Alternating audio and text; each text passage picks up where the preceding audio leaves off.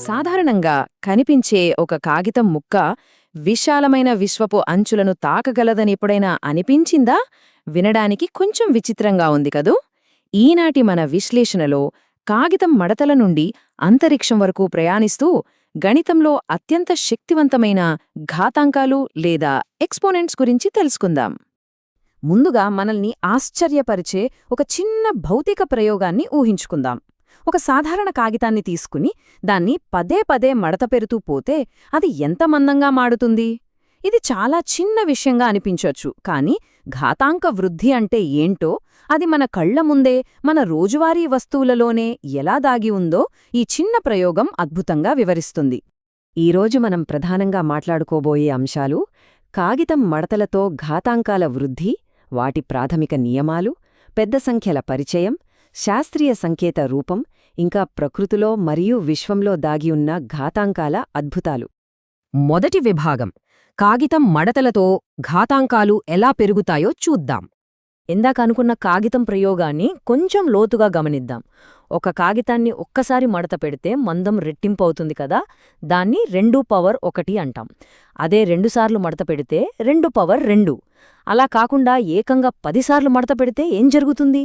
2 power 10 అంటే అసలు మందానికి ఏకంగా 1054, అదేనండి 1124 రెట్లు పెరిగిపోతుంది.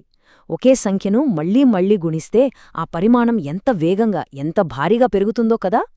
ఇప్పుడు రెండవ విభాగంలోకి వెళ్దాం. అదే ఘాతాంకాల ప్రాథమిక నియమాలు. అసలు ఈ ఘాతాంకమంటే ఏంటి? ఇదొక అద్భుతమైన షార్ట్కట్ అని చెప్పొచ్చు. ఒకే సంఖ్యను పేజీల కొద్దీ అనంతంగా రాసే శ్రమ నుండి ఇది మనల్ని కాపాడుతుంది. ఉదాహరణకు n పవర్ a అంటే nని a సార్లు గుణించడమే. అలాగే నెగటివ్ ఘాతాంకాలుంటాయి చూశారు, భిన్నాలను చాలా సులభంగా రాయడానికి అవి ఎంతగానో ఉపయోగపడతాయి. ఇక్కడ కొన్ని బేసిక్ రూల్స్ చూద్దాం. ఒకే ఆధారం లేదా బేసున్న సంఖ్యలను గుణించాల్సి వచ్చినప్పుడు సింపుల్గా వాటి ఘాతాంకాలను కలిపితే సరిపోతుంది. చూసారా, ఎంత పెద్ద గుణకారమైనా సరే ఈ నియమాలతో ప్లస్ లేదా మైనస్ చేసినంత సులభంగా మారిపోతుంది. ఇక మూడవ విభాగంలో ఊహకు కూడా అందనంత పెద్ద సంఖ్యలను ఎలా పరిచయం చేసుకోవాలో చూద్దాం. ఒక్కసారి ఇక్కడ కనిపిస్తున్న ఈ భారీ సంఖ్యను గమనిద్దాం. ఘాతాంకాలు అనే టెక్నిక్ తెలియకపోతే ఇన్ని సున్నాలను ఒకేసారి రాయడం ఎంత తలనొప్పో కదా. కంటికి గందరగోళంగా ఉండటమే కాకుండా రాసేటప్పుడు ఒక్క సున్నా అటూ ఇటూ అయినా మొత్తం లెక్కే తప్పిపోతుంది. దీనికి ఒక బెస్ట్ ఉదాహరణ తీసుకున్నాం. అంతరిక్షంలో శని, యురేనస్ గ్రహాల మధ్య దూరమెంతో తెలుసా? అక్షరాల 143 బిలియన్ల 900 మిలియన్ల మీటర్లు. ఇలాంటి భారీ డేటాను రికార్డ్ చేయటానికి, ఒకరికొకరు కమ్యూనికేట్ చేసుకోటానికి శాస్త్రవేత్తలకు ఖచ్చితంగా ఒక సులభమైన పద్ధతి అవసరమైంది. అదేంటో ఇప్పుడు చూద్దాం. అదే మన 4వ విభాగం, శాస్త్రీయ సంకేత రూపం లేదా సైంటిఫిక్ నోటేషన్. ఈ సైంటిఫిక్ నోటేషన్ ఎలా పనిచేస్తుందో ఇక్కడ గమనిస్తే అర్థమవుతుంది. ఎడమవైపున ఉన్న 5900 లాంటి సంఖ్య శాస్త్రీయ సంకేత రూపంలోకొచ్చేసరికి 5.9 ఇంటూ 10 పవర్ 3గా ఎంత ముద్దుగా మారిపోయిందో చూసారా? ఆ సున్నాల భారం లేకుండా సంఖ్యలు చాలా స్పష్టంగా, చదవడానికి సులభంగా తయారయ్యాయి. అయితే ఈ పద్ధతిలో ఒక పక్కా నియమముంది. అదేంటంటే ఏదైనా సంఖ్యను x ఇంటూ 10 పవర్ yగా రాసినప్పుడు ఆ మొదటి సంఖ్య x ఎల్లప్పుడూ 1కి సమానంగా గాని లేదా అంతకంటే ఎక్కువగా గాని ఉండాలి. కానీ ఖచ్చితంగా 10 కంటే తక్కువే ఉండాలి. ఇది ఈ సైంటిఫిక్ నొటేషన్లో ఒక గోల్డెన్ రూల్. దీని పవరేంటో ముంబై జనాభాతో పోల్చి చూస్తే భలే ఆశ్చర్యంగా అనిపిస్తుంది. ప్రస్తుతం ముంబై జనాభా సుమారుగా 2 ఇంటూ 10 పవర్ 7 అనుకుందాం. ఇక్కడ మొదటి సంఖ్య అయిన 2ని 3కి మారిస్తే జనాభా సగం మాత్రమే పెరుగుతుంది.